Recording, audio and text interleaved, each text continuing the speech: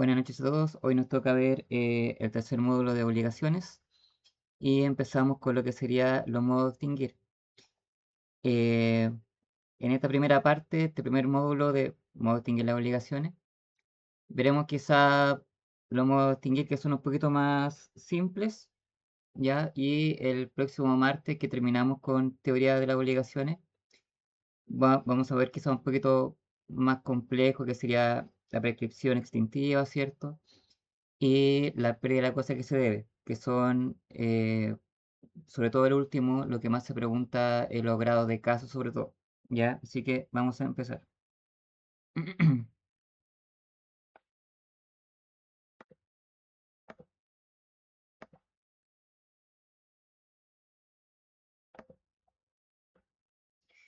Ya, respecto al pago, tenemos que tener en cuenta que para poder estudiarlo debemos hacernos ciertas preguntas. ¿Ya? Estas preguntas son: ¿quién puede hacer el pago? ¿A quién se le hace el pago? ¿Cómo se hace el pago? ¿Dónde se hace el pago? ¿Y cuándo se hace el pago? ¿Ya? Teniendo listas esas 5 preguntas, podemos desarrollar el pago prácticamente por completo. Pero es la idea y es lo que se pregunta mucho en los grados orales. ¿Ya? Así que siempre tienen que dominar este tipo de preguntas para poder desarrollar esta institución completamente. Primero que todo, ¿cierto? El pago es la prestación de lo que se debe. Ya ese como el concepto más ocupado, ¿cierto? Y hay que decir también que es un modo de extinguir las obligaciones, que es el modo de extinguir más común por el cual estas obligaciones se extinguen, ¿ya?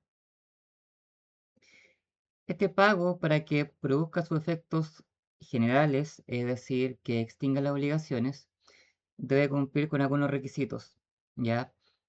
Uno, que el pago debe ser íntegro. Vamos a ver que uno de los principios del pago es justamente eso, que el acreedor del pago, ¿cierto?, no está obligado a recibir pagos parciales, ya que es el principio de integridad del pago. Además, debe hacerlo quien tenga libre disposición de sus bienes. Por lo tanto, por ejemplo, el pago de un incapaz sería inválido, ¿cierto? Y se debe hacer, ¿cierto?, también a una persona que tenga la libre administración de sus bienes y que sea capaz, ¿cierto?, para recibir el pago. Si falta un requisito, ese pago, ¿cierto?, sería nulo. Por tanto, la regla general en cuanto a los efectos del pago sería ese, que el pago va a extinguir la obligación y por tanto, ¿cierto?, libera al deudor. En algunos casos especiales vamos a ver que en lo que se pregunta mucho el grado de casos, se puede producir la subrogación legal, ya que es cuando el deudor se transforma en cierto modo el acreedor y puede perseguir, ¿cierto?, a terceros con ese crédito.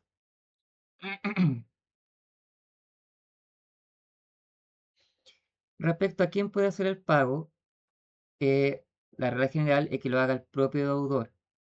Ya cuando el propio deudor hace el pago, se producen los efectos generales del pago.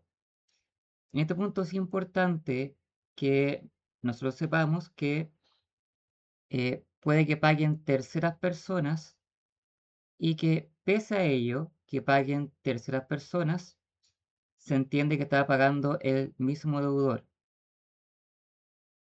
Ya, por tanto, cuando una deuda de Juanito es pagada, por ejemplo, por su representante legal, su padre, representante convencional, algún mandatario, ¿cierto?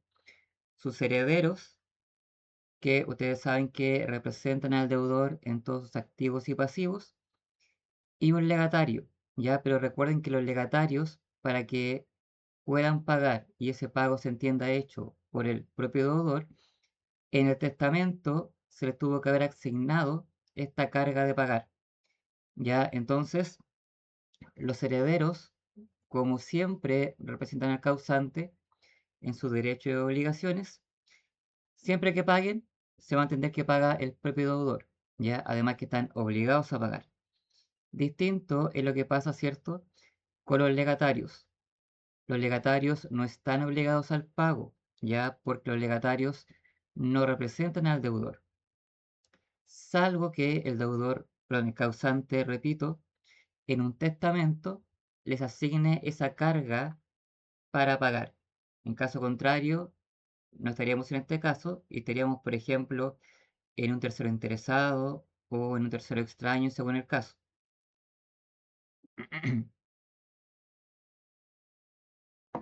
En este caso, como paga el propio deudor, no se produce ningún efecto especial. Ya se produce el efecto propio del pago, que sería que extingue la obligación. Así que acá no hay mucho que decir respecto a los efectos. La cosa cambia un poco cuando el que hace el pago no es el deudor, sino que un tercero. Siempre que ustedes estudien esto de quién puede hacer el pago y estudien al tercero, recuerden que tienen que verlo respecto a dos ámbitos, ya que sería el tercero interesado y el tercero extraño. Es importante que ustedes hagan estas diferencias porque el pago de estos sujetos produce efectos distintos en cada caso. Se pregunta mucho en examen oral y sobre todo en examen de casos. Ya en examen de casos se pregunta mucho la subrogación o la acción de reembolso. Así que es importante que dominen esto. Si hay que su grado de casos, se pregunta mucho el tema de responsabilidad civil o responsabilidad contractual. Este tercero es interesado cuando tiene un interés en el crédito o tiene un interés en la deuda. Es decir, a esta persona tiene un derecho o tiene una expectativa de derecho respecto a un bien grabado o respecto a una posible deuda, y es por eso que le conviene pagarla. ¿Ya? Entonces, ¿cuándo se va a entender que este tercero que paga tiene la calidad de tercero interesado? Primero, que es un fiador, ya, a un aval. Obviamente, si yo estoy afianzando la deuda de Juanito o soy el aval de la deuda de Juanito, yo sé que el acreedor me puede cobrar a mí en cualquier momento. Es por eso que a mí me interesa extinguir la obligación. Y es por eso que yo tengo la calidad de tercero interesado. Un codeudor solidario. Si yo soy deudor solidario con Juanito de un mutuo, yo sé que el acreedor, el banco, por ejemplo, me puede cobrar el total de la deuda a mí, porque soy codeudor solidario. Y es por ello que obviamente me va a interesar extinguir esta obligación. Y por último, ya nos vamos, ¿cierto?, al contrato de hipoteca, que es el caso del tercer poseedor de la finca hipotecada. Acá el caso común, ¿cierto?, es que yo compro una casa y esa casa viene grabada con hipoteca. Obviamente, yo mi calidad de tercer poseedor de la finca hipotecada, que soy dueño de un inmueble hipotecado, me conviene que la deuda se pague, porque recuerden que la hipoteca genera acciones reales y es por eso que el acreedor va a perseguir esta hipoteca en manos de quien esté. Por tanto, si el deudor hipotecario, no soy yo soy el tercer poseedor de la finca hipotecada, Juanito, que tiene la deuda hipotecaria, no paga, el banco, si quiere, persigue la casa que yo compré. Y es por eso que obviamente a mí me va a interesar pagar esta deuda, porque yo no quiero que mi casa se venda, ¿cierto?, en un juicio hipotecario. Por tanto, en cuanto a tercero interesado, esos son los tres casos más comunes y podemos agregar, ¿cierto?, al aval, que es muy parecido, ¿cierto?, al fiador.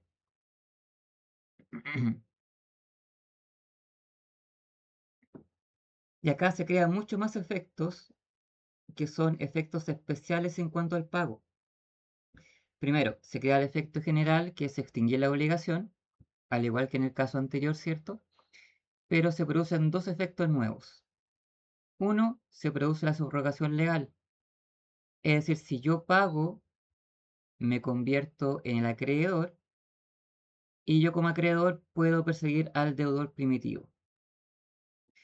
O bien, como yo pagué una deuda de Juanito, yo puedo demandar a Juanito de acción de reembolso para que me devuelva lo que pagué. ¿Ya? Por tanto, aquí el que paga, tercero interesado, tiene un derecho opción. Él escoge. Si escoge demandar a Juanito subrogado en el acreedor, ¿cierto? Pago por subrogación. O bien, si lo demanda de acción de reembolso. Así que esos serían los efectos especiales que produce cuando paga un tercero interesado.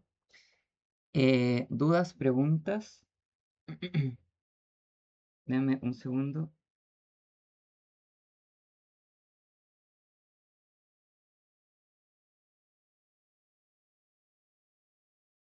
Ya.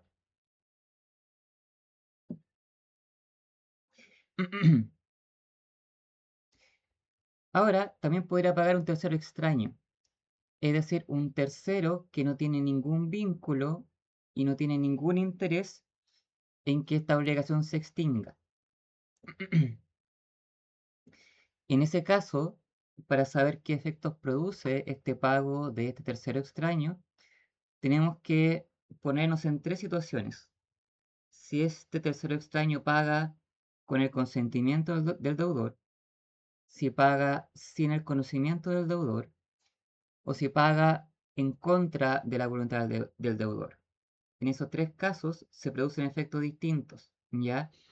Así que es importante que lo tengan presente, ya sea para responder una pregunta de examen oral o ya sea, cierto, para un examen de casos.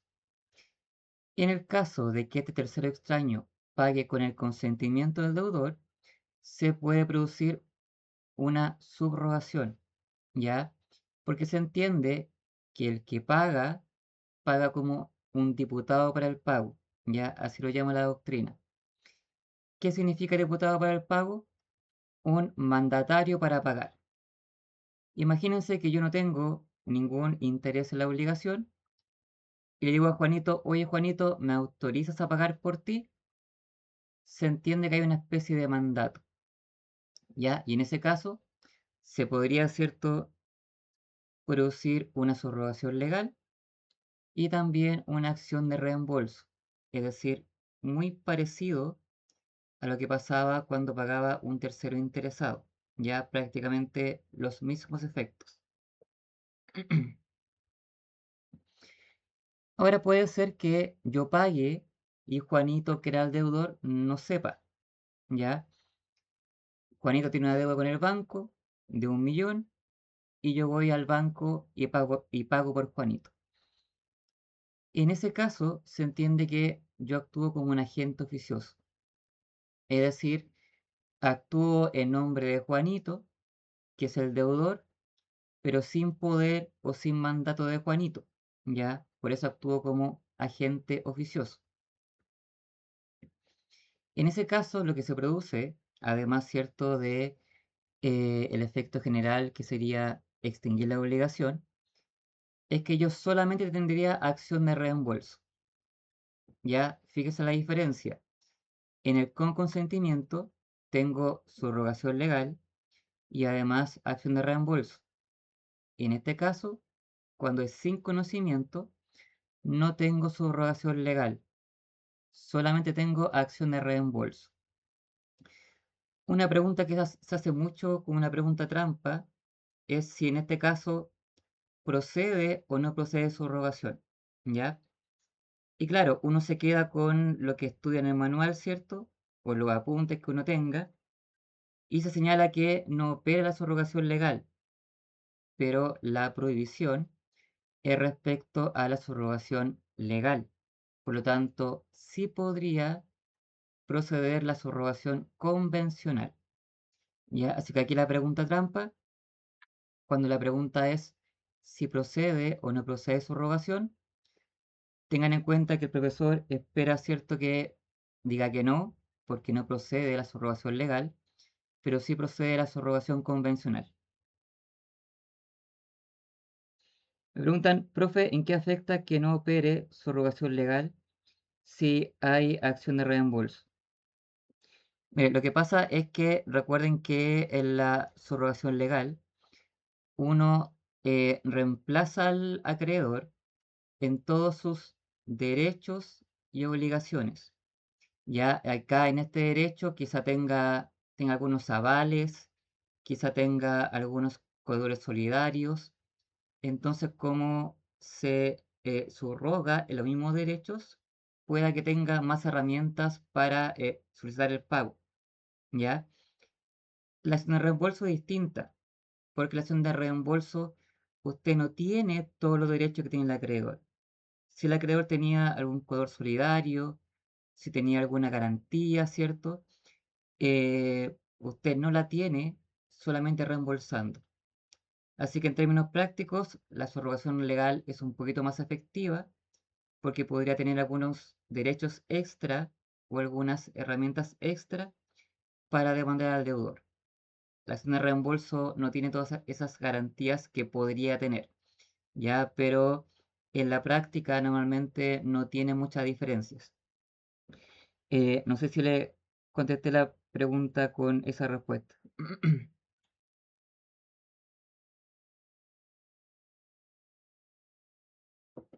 Ya. Y en contra de la voluntad. Ya, cuando se paga en contra de la voluntad es esto mismo. Yo le digo, Juanito, ¿puedo pagar tu deuda? Y Juanito, ¿cierto? Me dice que no, me dice que no pague y yo pago igual. Y en este caso yo no tendría ningún derecho. No tengo ni subrogación legal y no tengo acción de reembolso. Lo que podría tener únicamente sería subrogación convencional si es que el acreedor a quien yo le pagué voluntariamente me cede sus derechos. Es decir, yo voy al banco y le digo, banco, Juanito no me dejó pagar, pero igual te pago el millón. Toma, ¿me cedes tus derechos para yo demandar a Juanito? Si el banco dice que sí, creo que se cortó la luz.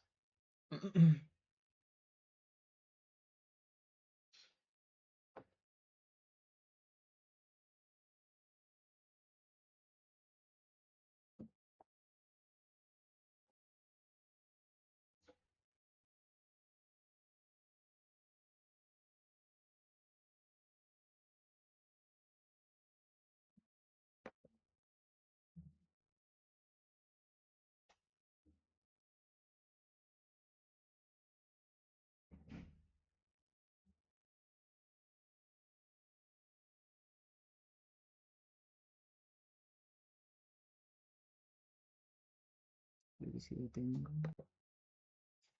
Ya, volvimos, había cortado la luz. Nos habíamos quedado en esta parte, ¿cierto? Que era que el que pagaba en contra de la voluntad, ¿cierto? No tenía ningún derecho ni de reembolso ni de subrogación, salvo que el acreedor de forma voluntaria le cediese sus derechos. Ya ahí habría un ejemplo de cesión de derechos personales. Ya, así que eso es cuando paga un tercero extraño. Ahora tenemos que ver a quién se le puede hacer el pago, ¿cierto? Porque obviamente es el acreedor, pero tal como el que hacía el pago debía ser capaz para pagar y tener una libre disposición de sus bienes, aquel que recibe el pago igual debe tener esos requisitos, ¿ya? Porque en caso de que no sea así, el pago sería nulo, ¿ya? Por tanto, tal como lo hemos venido diciendo, ¿cierto? Este acreedor debe tener la libre administración de sus bienes. Es por eso, por ejemplo, que si yo el pago solo hago a un interdicto, ese pago sería nulo, porque el interdicto, ¿cierto? Justamente uno de los efectos de la sentencia de interdicción es que lo priva de la libre administración de sus bienes. Es por eso que el pago al interdicto sería nulo y tendríamos que hacer el pago, por ejemplo, a su curador. Ya ahí habría pago válido. Entonces, siempre tenemos que fijarnos que el acreedor también sea capaz de recibir el pago. Si usted le compra un juguete a un niño de 17 años y usted le hace el pago al niño de 17, el niño es incapaz relativo, ¿cierto? Porque sería menor adulto. Por tanto, en ese caso, igualmente el pago sería nulo.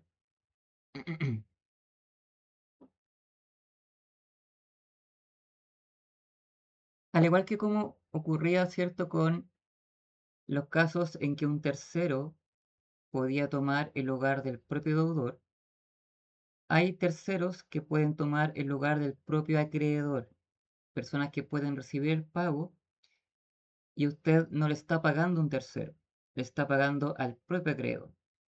Serían su representante legal o judicial. En el judicial, ¿cierto?, sería un mandatario con facultad de percibir. Y acá, ojo, que recuerden que la facultad de percibir es una facultad especial.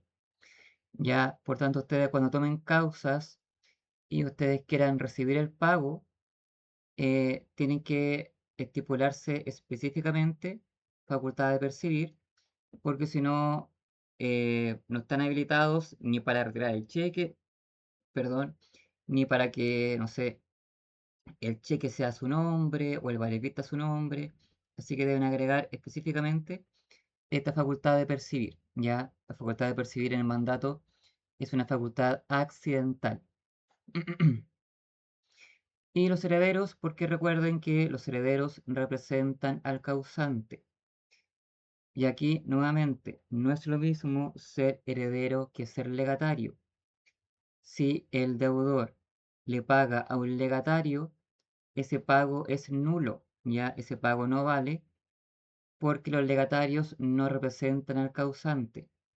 Los que representan al causante son solamente los herederos. Y obviamente, si usted le hace el pago al acreedor, el efecto que se produce es que se extingue la obligación y el deudor queda liberado, ¿cierto?, de la deuda. ¿Dudas? ¿Preguntas? Ya.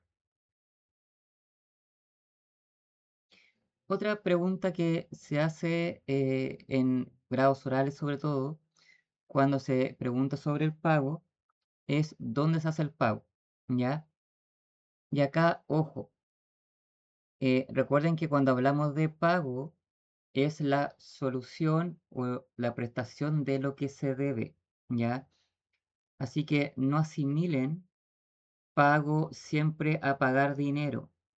Yo, si soy deudor de un auto, yo cuando entrego el auto estoy pagando. Ya, si yo debo un violín, yo cuando entrego el violín estoy pagando. El pago no es solamente pagar el precio, el pago es la prestación de lo que se debe, que puede ser una obligación de dar dinero, obligación de dar una cosa, obligación de hacer, o obligación de no hacer, ya para que lo tengan presente. Entonces, para que sepamos dónde se hace el pago, tenemos que distinguir si las partes estipularon el lugar o si las partes no han estipulado el lugar del pago. Obviamente, si las partes estipulan el lugar de pago, se respeta esa estipulación. Un segundo. Ya. Pero ¿qué pasa si es que las partes no estipulan el lugar de pago? Tenemos que distinguir en qué consiste la obligación. Tenemos que distinguir si lo que estamos pagando es una especie cuerpo cierto o si vamos a pagar una cosa de género. Digamos que estamos pagando con un auto. Si nosotros debemos un auto, la obligación es de género. Por tanto, ese auto debe ser entregado o pagado, ¿cierto?, en el domicilio del deudor. Ahora bien, si nosotros estamos obligados a pagar con el auto patente AB 1234, como el auto está individualizado, es decir, tiene patente, es una especie cuerpo cierto. Cambia el lugar del pago. Ya no sería en el domicilio del deudor, sino que sería el lugar donde se encontraba al momento de generarse la obligación.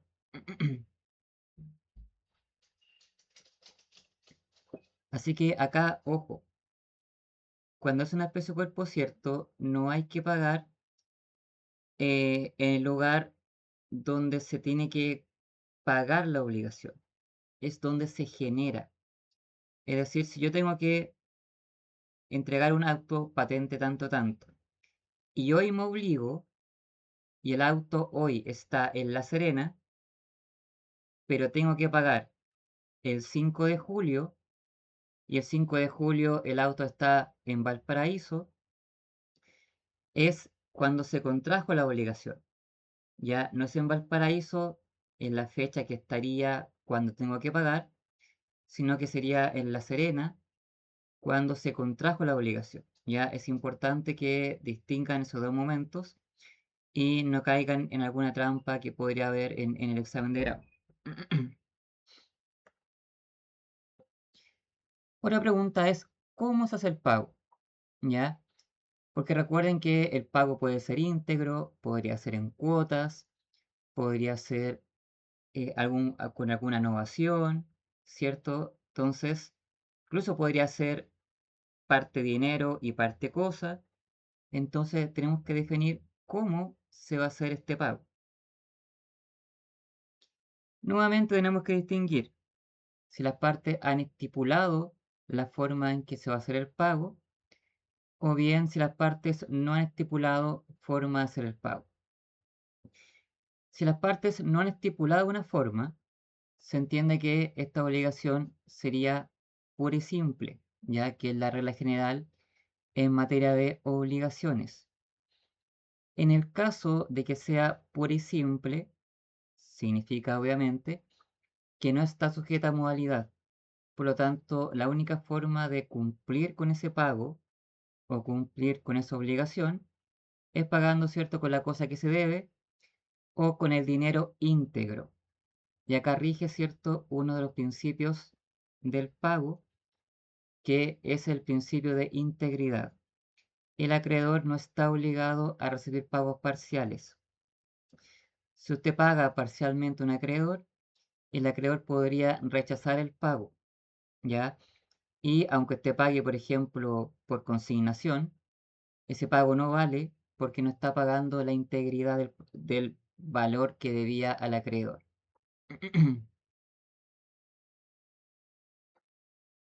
Y en el caso que las partes estipulen alguna modalidad o forma de pago, obviamente es lo que se va a respetar. Por ejemplo, un pago en cuotas, ¿ya? Por ejemplo, un pago, como les comenté anteriormente, mitad dinero y mitad cosa, ¿ya? Eso es lo que deben tener presente.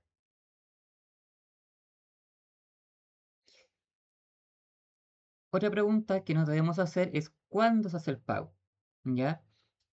Recuerden que, como lo hemos visto en las clases anteriores, como la regla general es que si las partes nada dicen, se entiende que la obligación es pura y simple. Si el pago es pura y simple, debe realizarse de inmediato de contraída la obligación. Es por eso que el ejemplo que les coloco siempre, ¿cierto?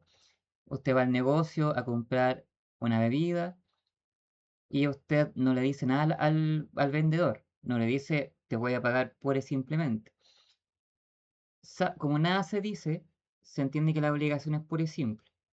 Es por eso que usted paga de inmediato con el dinero y el vendedor paga de inmediato con la bebida, ¿ya?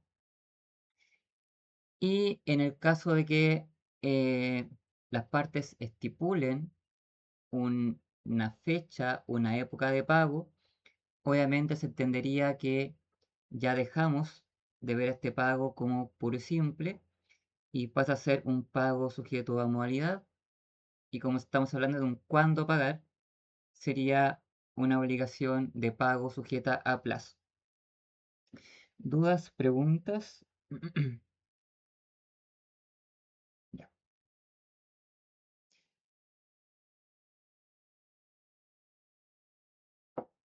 Otra cosa que, aunque no he visto que se pregunte mucho ni en grados de casos, ni en grados orales, tiene que ver con la regla de imputación del pago, ¿ya? Que son dos, tres artículos, no son tantos, no son complicados, Por tanto, son bastante fáciles de aprender.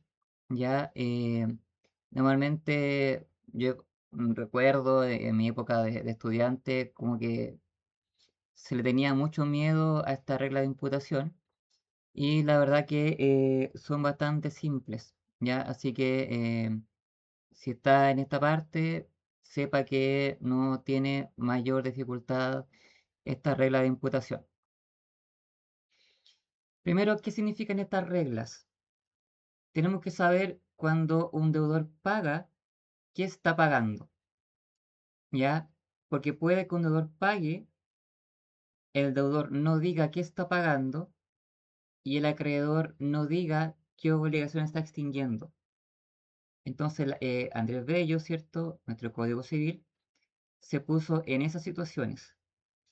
Y hay dos casos que regula el Código Civil. Uno, cuando hay una deuda que está compuesta por capital e intereses. Y el otro caso es cuando entre acreedor y deudor hay varias obligaciones de distinta fecha, ¿ya? El primer caso es cuando entre acreedor y deudor hay una obligación, ¿cierto? Pero es una obligación que no solo consta de capital, ya, sino que también ha generado intereses. Entonces tenemos que saber cuando se hace el pago, si el deudor no dice que está pagando y el acreedor no dice a qué está imputando la deuda, tenemos que ver qué dice el código, ¿ya? Porque el código está supliendo la voluntad de las partes. En este caso, ¿cierto? Habría un caso de voluntad presunta. Fíjese en este caso que en esta deuda entre deudor y acreedor hay una deuda que consta de capital, 100.000 pesos, y esa deuda ha generado intereses y también hay 100.000 pesos, ¿ya? Por tanto, 200.000, pero compuesto por capital e intereses. Imagínense que el deudor va donde el acreedor o le transfiere al acreedor, le paga, transfiere 100.000 pesos. ¿Qué está pagando el deudor? ¿Paga el capital o paga los intereses? Obviamente es el acreedor el que decide. Ya en primera instancia, el acreedor puede escoger si estos 100.000 los imputa al capital o si los imputa a los intereses, ¿ya? El acreedor decide. Pero ¿qué pasa si el acreedor no dice nada? ¿Qué estaría pagando según el Código Civil? En este caso, este pago de 100.000 pesos se va a imputar a los intereses, ¿ya? Recuerden que el Código Civil siempre protege al acreedor y le da herramientas al acreedor para que sus derechos no se vean perjudicados. En este caso, por ejemplo, obviamente al acreedor le conviene que se pague los intereses, porque si el deudor paga los intereses, el capital queda firme, queda vigente y va a seguir generando más intereses. Es por eso que esto le conviene al acreedor. Es distinto, ¿cierto? Imagínense que fuese al revés, que la ley dijese que ese pago se imputa al capital. En ese caso, si fuese al revés, se extingue el capital nos sigue generando intereses y los intereses, ustedes saben que por regla general no generan más intereses. Por tanto, si fuese al revés, le convendría al deudor, ¿ya? Así que en el caso de que se deba capital y se deba intereses y el acreedor no imputa este pago a ninguno de estos dos ítems, se va a entender que se está pagando solo los intereses y queda a salvo el capital. ¿Dudas? ¿Preguntas?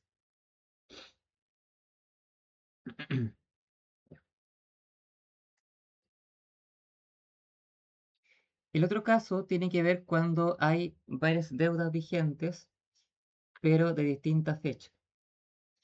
En este caso, nuevamente, se toma una solución que beneficia al acreedor y se va a entender que el deudor siempre va a pagar las más antiguas por sobre las más nuevas, ¿ya? Imagínense este caso. El deudor le debe al acreedor 300.000 pesos que constan de tres deudas distintas. Una de 2024, otra 2025, otra 2026. Y el deudor paga 100.000 y no dice qué deuda está pagando. Y el acreedor tampoco dice a qué deuda imputa ese pago. En este caso se va a entender que el deudor va a estar pagando primero la deuda más antigua, ¿ya? O sea, la del 2024. Si paga 100.000 más en el futuro y si el acreedor nada dice, se entiende que se está imputando la del 2025. Siempre la más antigua por sobre la más nueva. ¿Por qué el legislador hizo esta aplicación? Porque recuerden que en nuestro derecho em, existe la prescripción y acá se está defendiendo al acreedor de la prescripción. Porque ¿qué es lo que le conviene al deudor?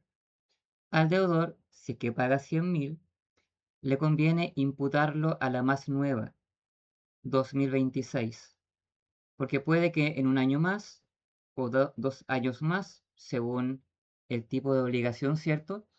Esa obligación prescriba y el acreedor no pueda cobrarla, ¿ya?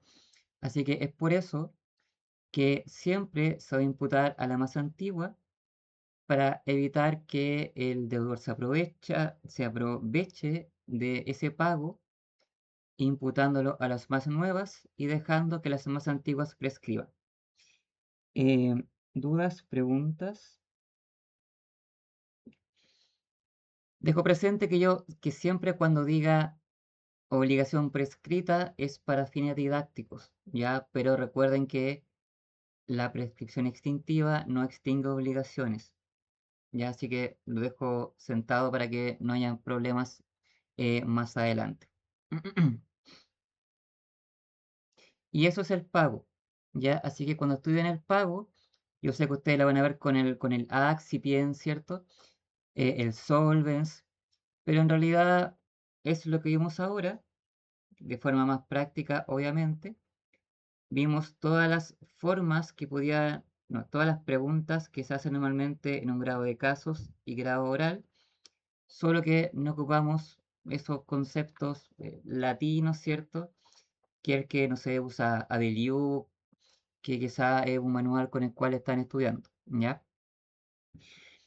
Otro modo de distinguir las obligaciones es la confusión, que la preguntan prácticamente nunca, al menos nunca la he visto en un grado, pero como casi nunca está excluido del temario, es bueno que obviamente lo dominen.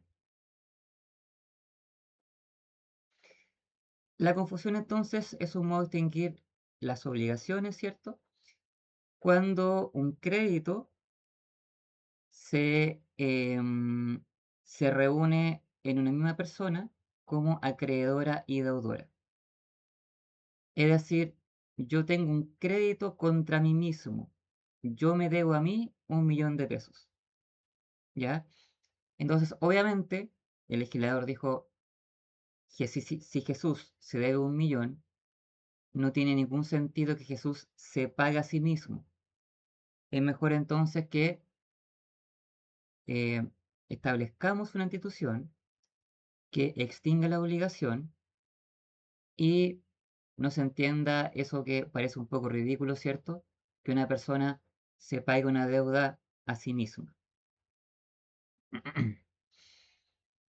Es importante que tengan presente que la confusión y todos los modos de distinguir que veremos hacia adelante, la compensación, la remisión, la resiliación, ¿cierto? Pueden ser totales y parciales. Siempre dejo presente esto porque normalmente uno siempre asimila los modos de extinguir a un pago total. Siempre confusión total, compensación total, pero todos estos modos de extinguir proceden o totalmente o parcialmente respecto a la deuda, ya para que lo tengan presente. El caso más común que se puede dar de confusión tiene que ver en materia hereditaria, ¿ya? Hay otros casos, pero el más práctico y el que más podría darse en nuestro ordenamiento jurídico puede darse en materia sucesoria. Imagínense que el causante, heredero 1 es hijo y heredero 2 también es hijo. Ya ambos son hijos del causante. Digamos que el causante tiene un crédito de 1.000.000 en contra de su hijo 1, heredero 1. Cuando el causante fallece, ¿cierto? Sus derechos y sus obligaciones, sus activos y pasivos, se transmiten a sus herederos. En este caso, como son dos hijos y los hijos concurren en partes iguales, sería 50% de activos y pasivos para el heredero hijo 1 y 50%, ¿cierto?, para el heredero e hijo 2. Por tanto, ese millón es un crédito, es un activo. Adquiere el crédito el heredero 1, la mitad, ¿cierto?, 500.000 pesos, y el heredero 2 también adquiere ese crédito por 500.000 pesos.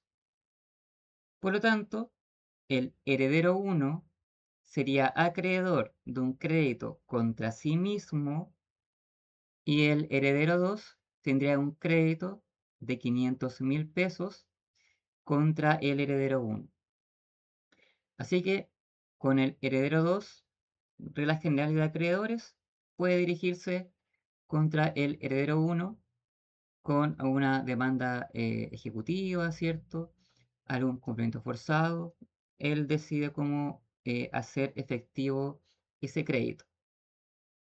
Ahora vámonos con el heredero 1. El heredero 1 se debe a sí mismo 500.000 pesos. Como eso explicamos, ¿cierto?, que no tiene mucho sentido, se va a extinguir por confusión, porque la calidad de acreedor y deudor se repiten en una, perdón, se definen, ¿cierto?, se reúnen en una misma persona. Heredero 1 reúne la calidad de acreedor de sí mismo y de deudor de sí mismo. Es por eso que ese crédito se extingue, queda en cero y es como opera la confusión, ¿ya? En este caso habría confusión parcial. ¿Por qué confusión parcial? Porque el crédito es de 1.000.000 y queda en la mitad, queda en 500.000 pesos, ¿ya? Pero es el caso más común. Otro caso, ¿cierto?, sería que por alguna extraña razón yo tengo una deuda con Juanito de 1.000.000 y Juanito me cede su crédito, cesión de derechos personales. Por tanto, yo le debía 1.000.000 a Juanito, Juanito ese crédito me lo cede, cesión de derechos personales, y yo tendría un crédito contra mí mismo. Igualmente ese crédito o esa obligación, ¿cierto?, se extinguiría por confusión. ¿Dudas? ¿Preguntas? Ya. Eso es confusión, ya la confusión es poquito.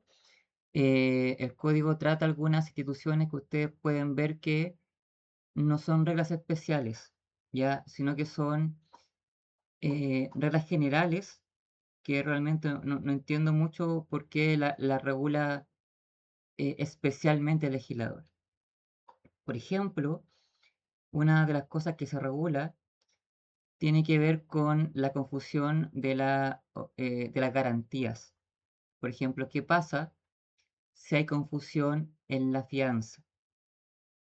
Ya le dicen, obviamente, que por mucho que se extinga el accesorio, por confusión, que se extinga la fianza, la obligación principal subsiste, ¿ya? Porque recuerden que el aforismo es que lo accesorio sigue la suerte de lo principal, no al revés, no que lo principal siga la suerte de lo accesorio. Así que siempre que usted vea un modo de extinguir en lo accesorio, hay confusión en la fianza, o en la hipoteca, o en la prenda. Hay remisión en la hipoteca, en la prenda. Hay resiliación en la prenda, en la hipoteca, en la fianza. Por mucho que se extinga esa accesoriedad, no afecta a la obligación principal porque subsiste por sí misma, ¿ya? Distinto sería que se extinga la obligación principal y ahí sí se extingue lo accesorio, ¿ya? Pero recuerden el aforismo, lo accesorio sigue la suerte del principal, pero no es al revés, ¿ya? No es que lo principal siga la suerte de lo accesorio. Otro modo de distinguir las obligaciones tiene que ver con la compensación, ¿ya? Y acá lo relevante o lo importante es definir los requisitos de la compensación, que serían de la compensación legal, y definir en qué casos opera, ¿ya? Acá lo que le podrían preguntar en el grado tiene que ver con la compensación de las obligaciones naturales. Así que lo veremos, pero es como lo único que tiene cierta complejidad y que podría traer un poco de dificultad al momento de responder en un grado, porque es una especie de pregunta trampa, ya que vamos a ver por qué tiene esa calidad de tramposa o de dificultosa esa pregunta. La compensación, ¿cierto? Es cuando entre dos personas se tienen deudas y créditos recíprocos. Yo tengo un crédito en contra de Juan, yo le debo, bueno, Juan me debe 1.000.000 a mí y a la vez Juan tiene un crédito en mi contra. Yo le debo 1.000.000 de pesos a Juan. Nuevamente, el Código Civil, ¿cierto? Nuestro legislador se pone en un caso de evitar un supuesto absurdo, ¿cierto? Porque si yo le debo 1.000.000 a Juan y Juan me debe 1.000.000, si esta institución no existiese, ¿cuál sería la única forma de extinguir nuestras obligaciones? Que yo le pague a Juan el 1.000.000 y Juan con ese mismo 1.000.000 me pague el 1.000.000 a mí. Entonces, para evitar ese doble pago, ¿cierto? Donde ambas partes, si tienen créditos y obligaciones recíprocas, existe la compensación. Cuando ocurre ese caso de créditos recíprocos, se va a entender que ambos se compensan, se extinguen, ya sea totalmente, si los créditos son iguales, o bien se van a compensar o se van a extinguir hasta el crédito de menor valor. Ya, entonces tenemos obviamente compensación total y compensación parcial, tal como pasaba con la confusión y pasa con todos los modos de extinguir las obligaciones. Entonces, tenemos la compensación legal que opera de pleno derecho, ¿ya? Va a operar incluso cuando las partes no sepan que opera. Así que se reúnen estos requisitos que vamos a ver ahora. Los créditos, las obligaciones se van a entender compensados ipso iure, ya de pleno derecho. Obviamente tenemos que tener en cuenta que si opera esta compensación legal de pleno derecho y una de las partes demanda a la otra, tenemos que interponer una excepción como defensa, una excepción de compensación, porque por mucho que opere de pleno derecho, ¿cierto? El tribunal no va a saber esto. Y es por eso que tenemos que hacérselo saber al tribunal mediante esta excepción, que sería una excepción perentoria. Por tanto, ¿cierto? Viéndolo del lado procesal, como es una excepción perentoria, usted debería interponerla en la compensación de la demanda, ¿cierto? Artículo 309 del Código Procesal, Procedimiento Civil. ¿Qué requisitos deben proceder para que opere esta compensación legal? Primero, debe tratarse de que los créditos o las obligaciones sean de dinero o de cosas fungibles genéricas, ¿ya? Por tanto, no va a operar si no debemos cosas de especie o cuerpo cierto.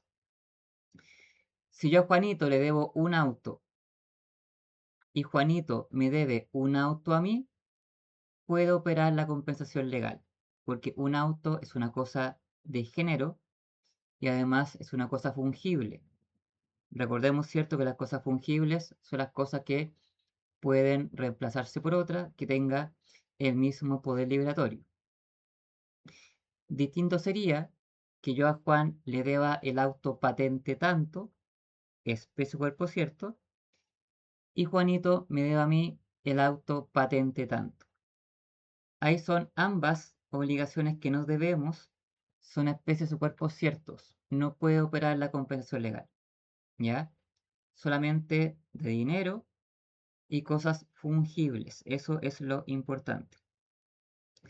Además, ambas obligaciones deben ser líquidas, es decir, deben estar o determinadas o deben ser determinables con simples cálculos aritméticos, ¿ya? Así que acá es un símil de cuando usted estudia los requisitos de la acción ejecutiva. Y es importante que ambas obligaciones sean actualmente exigibles. Esto es una pregunta trampa que se hace en los grados de casos. En el grado de caso le pueden colocar: Jesús actualmente le debe 1.000.000 de pesos a Juan y Juan a su vez le debe 1.000.000 de pesos a Jesús, el cual debe pagarse el 5 de julio de 2026. ¿Opera o no opera la compensación legal? Requisito 1, ambas obligaciones de dinero. El 1 está correcto. Requisito 2, ambas obligaciones son líquidas, porque ambas son de 1.000.000, están determinadas. Requisito 3, que ambas obligaciones sean actualmente exigibles. La mía, yo le debo 1.000.000, es pura y simple, es actualmente exigible. Hasta ahí vamos bien. Pero Juanito, el 1.000.000 que me debe, me lo tiene que pagar el 5 de julio del 2026. Por tanto, su obligación, ¿cierto?, no es actualmente exigible, porque tiene que llegar el 5 de julio.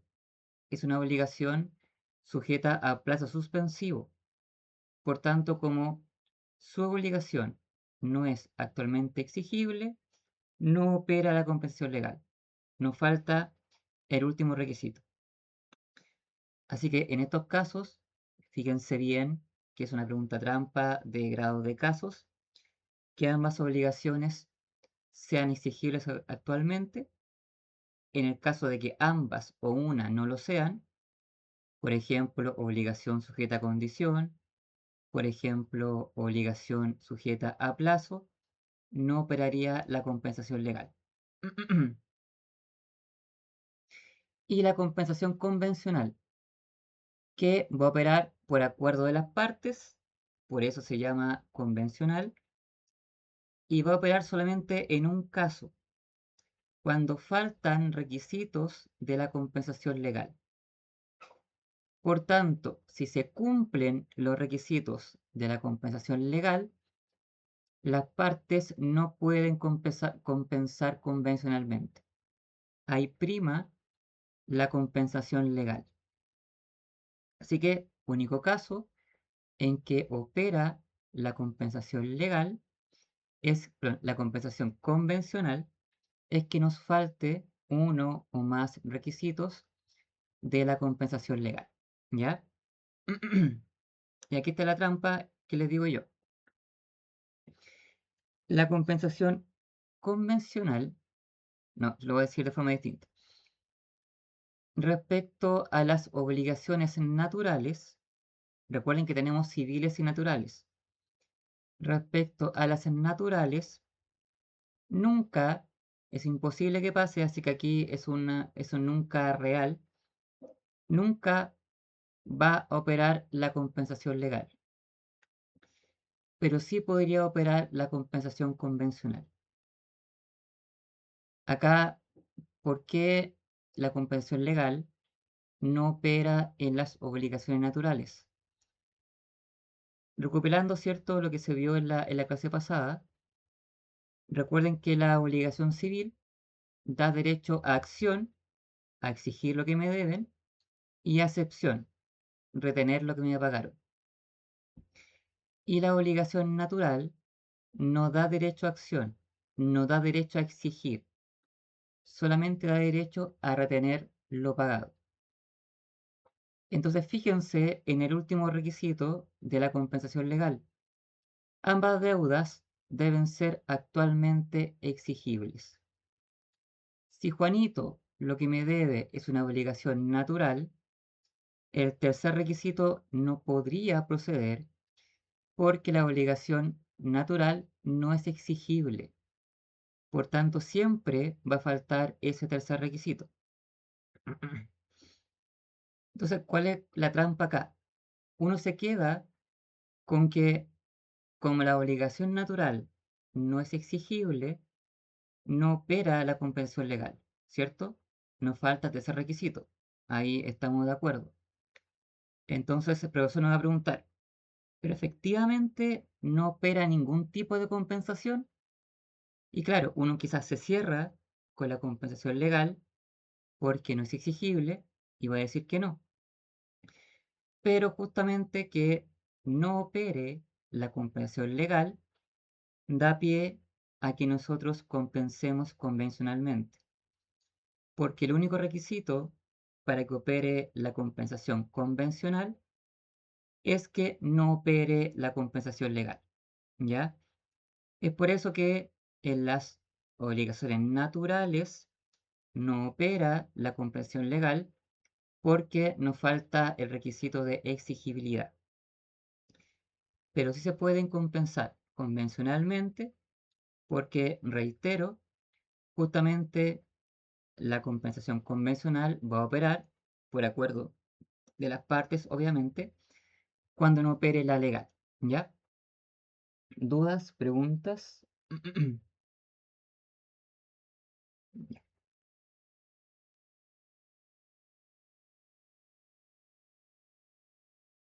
Ya, tal como les había explicado en un inicio, esta compensación legal opera por el solo Ministerio de la Ley, ya opera ipso iure. Obviamente, como las partes normalmente no son abogados y no conocen el Código Civil, no tienen por qué saber que si se tienen créditos y deudas recíprocas, ¿cierto? Existe una institución que se llama compensación. Aunque las partes no sepan, ya, aunque haya desconocimiento, la compensación va a operar igualmente. Porque si se fijan, voy a volver, en los requisitos de la compensación legal, no nos pide como requisito que haya conocimiento de las partes, ¿ya? Así que como no se exige conocimiento de las partes, se exige solamente esos tres requisitos, va a operar esta compensación legal ipso iure, ¿cierto? De pleno derecho, aunque las partes los desconozcan.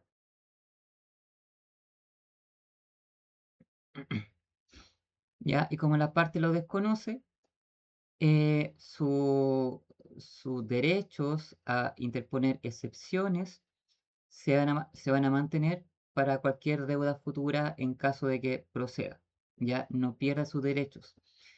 Entonces, por ejemplo, si yo le debo 1.000.000 a Juanito y Juanito me debe 1.000.000 a mí, Juanito me demanda y yo no sabía que podía compensar, no es que yo pierda mi facultad o mi derecho a interponer excepción de compensación. La mantengo, solo que quizá la podré interponer en un juicio distinto cuando llegue la oportunidad procesal correspondiente, que en este caso, ¿cierto?, sería la contestación, porque la compensación, ¿cierto?, es una excepción perentoria. Hay que tener presente también que esta compensación legal tiene excepciones, ¿ya? Es decir, que aunque se cumplan estos tres requisitos, esta compensación legal no va a proceder. Y acá nuevamente, fíjense, la excepción es respecto a la compensación legal. Por tanto, sí procedería la compensación convencional. Más que nada las reglas, como ustedes están viendo en el PPT, tiene que ver con cuando se otorga la tenencia de una cosa. Yo doy algo en arrendamiento, algo en depósito, algo en comodato. En esos casos está prohibido por texto expreso que el comodatario, el arrendatario, el depositario se pague con las cosas para pagarse el crédito, ¿ya? Así que en el comodato, en el depósito, por ejemplo, el comodatario y el depositario no pueden pagarse el crédito que tengan en contra del depositante o en contra del depositario, quedándose con la cosa que se entregó respecto a ese contrato, ¿ya? Pero las partes, repito, como no procede esta compensación legal, sí podrían compensar convencionalmente. ¿Dudas? ¿Preguntas? Ya.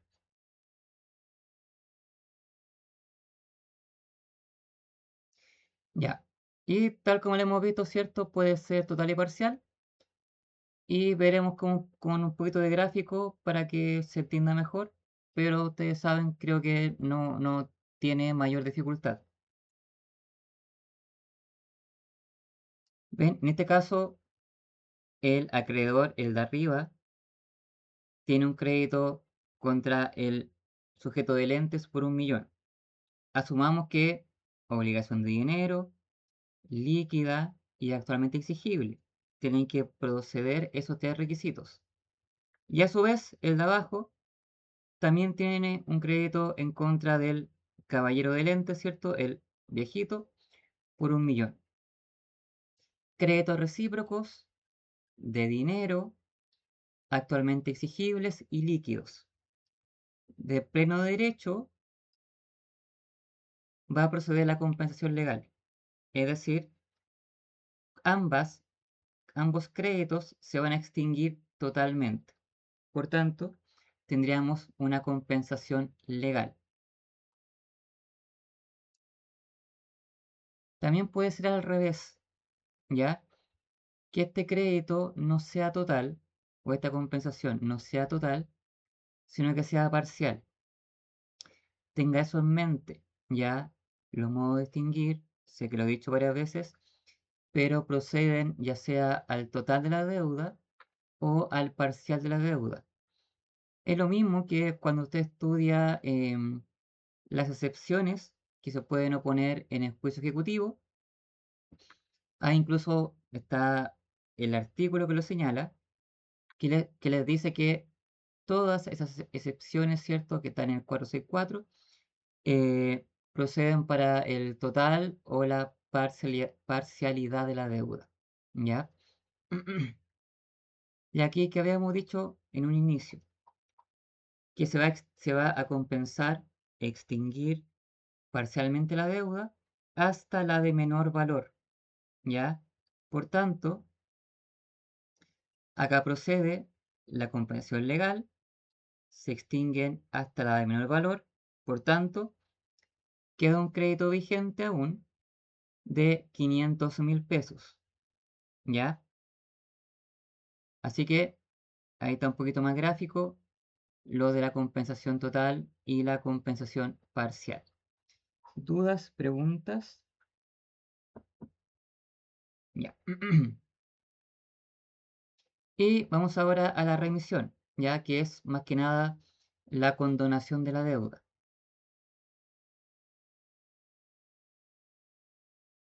Ya. Acá entonces el acreedor voluntariamente y libremente, y como ocurre con todos los modos de extinguir las obligaciones, teniendo la libre disposición de sus bienes, remite, condona, renuncia a cobrarle este crédito al deudor, ¿ya? En este caso, esta remisión de la deuda puede ser total o parcial y puede ser expresa y tácita. La expresa no tiene mayor problema, ¿cierto? Yo, Juanito, sé que tú me debes 1.000.000, yo te condono, te remito, yo renuncio a cobrarte ese millón. Ahí tenemos la remisión de la deuda, expresa. Pero pueden preguntarle a usted, por ejemplo, en un examen de grado oral más que nada, de caso un poco complicado, un caso o un ejemplo de remisión tácita. El ejemplo que se da siempre es que el acreedor destruye o rompe el título, ¿ya? El título de crédito. Entonces, si Juanito me debe 1.000.000 a mí y ese millón consta en un título de pagaré, si yo el pagaré lo destruyo, la ley de forma inequívoca sabe que yo estoy renunciando a cobrar ese pagaré. Por tanto, es una remisión tácita. Y acá, volviendo un poco a acto jurídico, ya vamos a reiterar la diferencia, ya que lo he nombrado en esta clase, la diferencia entre voluntad tácita y voluntad presunta. Recuerden que para que la voluntad produzca efectos jurídicos debe manifestarse, ¿ya? Puede ser expresa, tácita, presunta o el silencio circunstanciado. Voluntad tácita y voluntad presunta no son términos sinónimos, inclusive son todo lo contrario. La voluntad tácita es la que la ley desprende de hechos, ya de un hacer algo. Y ese hacer algo, la ley lo entiende de forma inequívoca que usted sí o sí quiere hacer algo, ¿ya? Por ejemplo, el caso que acabo de dar. Si yo tengo un pagaré y yo lo rompo, estoy haciendo algo, yo no le digo, oye, te quiero remitir la deuda. Yo solamente rompo el pagaré. La ley entiende que de mi hacer algo, romper el pagaré, solamente hay algo que se puede entender de forma inequívoca y sin ninguna confusión, que yo renuncio a cobrar ese pagaré. Ahí está la remisión tácita y es voluntad tácita. A diferencia de lo que pasa con la voluntad presunta, es todo lo contrario. La voluntad presunta es que de un no hacer algo, la ley lo presume y le da una voluntad o un efecto determinado. Por ejemplo, lo que pasa con el régimen matrimonial en la sociedad conyugal. Si las partes nada dicen, es un no hacer algo, se presume, presunta, que las partes quieren casarse en sociedad conyugal. Por tanto, no confunda voluntad tácita, que consiste en un hacer algo y que la ley le da o lo entiende como una voluntad determinada, a la eh, presun- voluntad presunta, ¿ya? Que consiste en un no hacer algo, ¿ya? Para que no se confunda. Y acá lo que les digo, ¿ya? Son instituciones cortitas, pero que a veces el legislador, si usted ve el código, em, pone reglas como si fuesen especiales para esa institución, pero en realidad es aplicación de reglas generales. Acá nuevamente el Código Civil, ¿cierto?, le señala que si se remite lo accesorio, esa remisión de lo accesorio no remite o no se entiende que se está remitiendo lo principal. Ya lo sabemos, porque sabemos que el aforismo es lo accesorio sigue la suerte de lo principal y no al revés, que lo principal sigue la suerte de lo accesorio.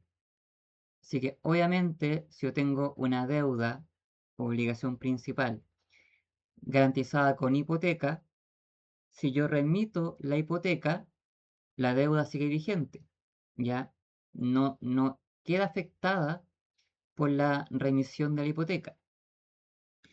Ahora bien, si yo tengo una deuda que está garantizada con hipoteca y yo remito la deuda, obviamente si no hay deuda principal, lo accesorio también desaparece. Entonces ahí sí el accesorio se extingue por la remisión porque sigue la suerte de lo principal, ¿ya? Así que aquí nuevamente es cortito, creo que son como 2, 3 artículos del Código Civil, y aunque coloca algunos artículos que dan a entender que son reglas especiales, en realidad son reglas generales, ¿ya?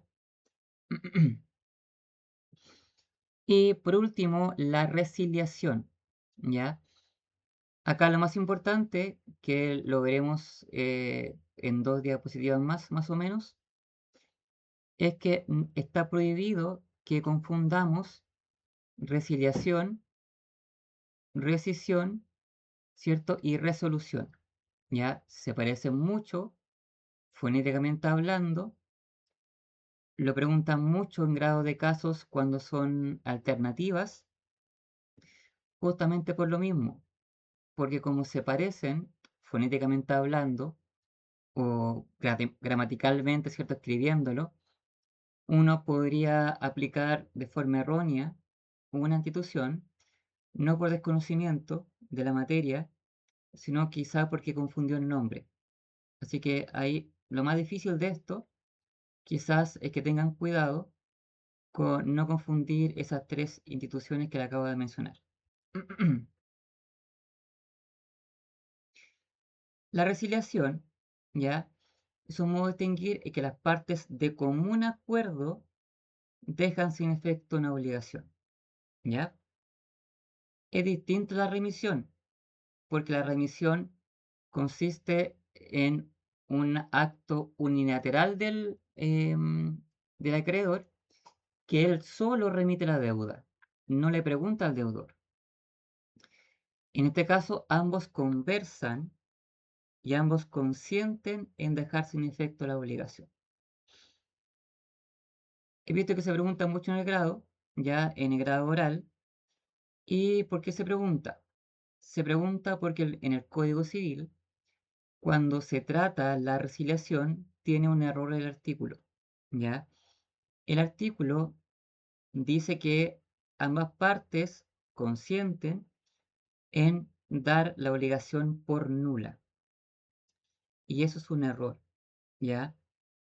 Porque la nulidad solamente va a proceder cuando hayan causales de nulidad, ya sea absoluta o ya sea relativa, ¿ya?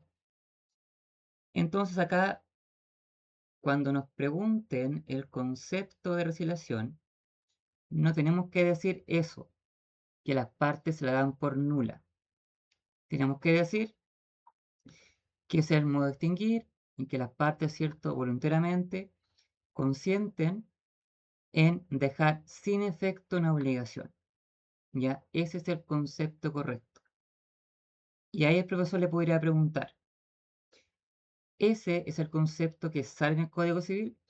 No, profesor, en el código sale que las partes dan por nula una obligación, pero es un error porque en este caso no procede nulidad, es un acuerdo entre las partes, por tanto, en vez de que diga darla por nula, debería ser dejarla sin efecto. ¿Ya? Eso sería eh, la respuesta correcta. Y como siempre, ¿cierto? Como las partes están disponiendo de créditos, disponiendo de obligaciones, ambos deben tener libre disposición de sus bienes y lo que se está resiliando, lo que se quiere dejar sin efecto, tiene que ver con temas patrimoniales. Es por eso que, por ejemplo, Mesa Barro lo explica bastante. Em, sí, además, como me dicen por el chat, me dicen que también estaría erróneo porque la nulidad solo la puede declarar el tribunal. También, ya recuerden que la nulidad solamente puede ser declarada por el tribunal. Así que ustedes, si estudian materia, van a tener muchos argumentos para señalar, cierto, que no puede ser que las partes den por nula una obligación. ¿Ya? Así que no es que haya discusión doctrinal, no es que cierta parte de la doctrina diga que está mal, están todos contestes porque definitivamente no hay causales de nulidad. Y también, cierto, como me dicen por el chat, la única parte que puede declarar la nulidad sería el tribunal. ¿Ya? Estaba diciendo que Mesa Barro le explica bastante respecto a la resiliación, que señala que obviamente la resiliación no puede proceder en temas de familia, ¿ya? Obviamente un padre con un hijo no pueden resiliar el estado civil de padre y de hijo, no pueden dejar sin efecto la filiación. O las cónyuges de común acuerdo sin tribunal no pueden resiliar su contrato o estado civil de casados, ya de matrimonio. Por tanto, la resiliación, por regla general, va a operar en todos los casos de temas patrimoniales, pero no va a operar en temas de familia.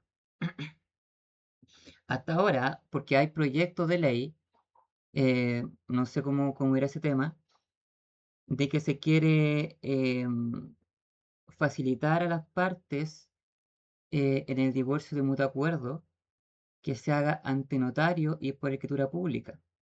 Así que si esa ley o proyecto de ley prospera, podríamos decir efectivamente que habría una especie de resiliación en familia en materia de divorcio de mutuo acuerdo, ¿ya? Pero eso es solamente en el caso de que ese proyecto de ley prospere. De momento tenemos que pasar de forma obligatoria por tribunales. ¿Dudas? ¿Preguntas? Ya. Y lo que habíamos hablado, ¿ya? No podemos confundir resiliación, rescisión y resolución. Son muy parecidos, por tanto, reitero, usted probablemente va a conocer la diferencia, va a saber qué efecto produce cada uno, pero como son muy parecidos, puede que se equivoque en aplicar la materia a un nombre incorrecto, ¿ya? Fíjense, yo normalmente para aprenderme algunas cosas, eh, yo como que las asimilo a otras em, para poder acordarme, ¿ya? Es muy personal, obviamente usted puede creer que no funciona, pero por ejemplo, la resiliación, para acordarme en un inicio que era acuerdo entre partes de dejar sin efecto, yo la resiliación la asimilaba a conciliación, porque son iguales, resiliación, conciliación. Y como la conciliación es un acuerdo entre partes, yo ahí me acordé desde ese momento que resiliación es acuerdo entre partes para dejar sin efecto la obligación, ya al menos el que uso yo. Y ahí ya libero una, ya tengo una segura que sé lo que es, que no me voy a confundir con su nombre, y nos quedan dos, que es la resolución y la rescisión. Y la rescisión sabemos que es un sinónimo de nulidad relativa, ¿ya? Así que la rescisión, usted asimílelo a nulidad relativa, ya no a nulidad genérico. Cuando el código dice rescisión, hace referencia a nulidad relativa, no a nulidad absoluta, ¿ya? Y la resolución, ¿cierto?, es cuando opera una condición resolutoria expresa o tácita. Entonces, en realidad bastante fácil. Resiliación, acuerdo entre partes. Rescisión, tienen que haber causales de nulidad, específicamente causales de nulidad relativa. Y resolución, incumplimientos, ¿ya? Entonces es imposible confundirse en realidad. Lo que se pregunta mucho en grados de casos tiene que ver con la rescisión, ¿ya? Le dice, Jesús le debe 1.000.000 de pesos a Pedro y Jesús incumple con su obligación. ¿Qué acciones tiene Pedro en contra de Jesús? Alternativa A, Pedro tiene acción de rescisión en contra de Jesús. Jamás, ¿ya? Porque rescisión es nulidad relativa. Para que proceda la rescisión, por lo tanto, tienen que haber causales de nulidad relativa.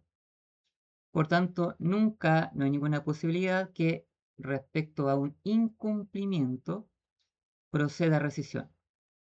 ¿Ya? Entonces usted ve el caso, ve la pregunta y ve acuerdo, jamás resolución, jamás rescisión, solo resiliación.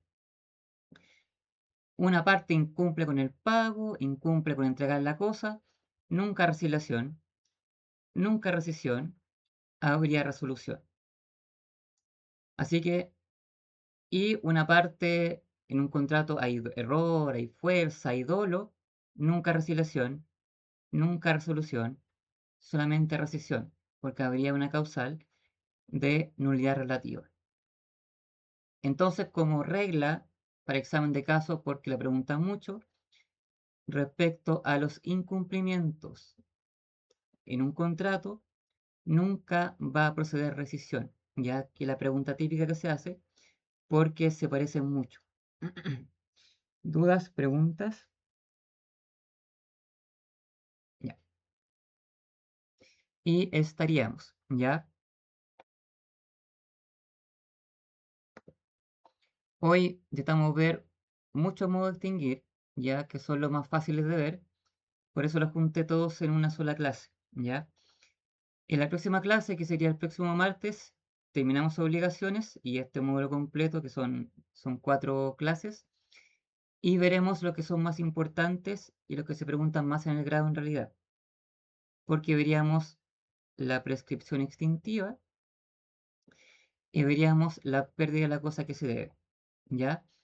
Así que va a ser cortita la clase, porque son pocos modos de extinguir los que nos quedan, pero quizá la más importante porque es la que más se pregunta en los casos de responsabilidad civil contractual. ¿Ya? ¿Dudas? ¿Preguntas? Así que eso. Gracias por conectarse siempre, los mismos de siempre. Y nos veríamos entonces el próximo martes. ¿Ya? Conéctense. Bueno, después va a la clase subida a YouTube igual. Por eso es lo importante si es que dan grados de casos. Ya para que lo tengan presente. Así que eso. Que estén bien. Buenas noches y nos vemos el próximo martes.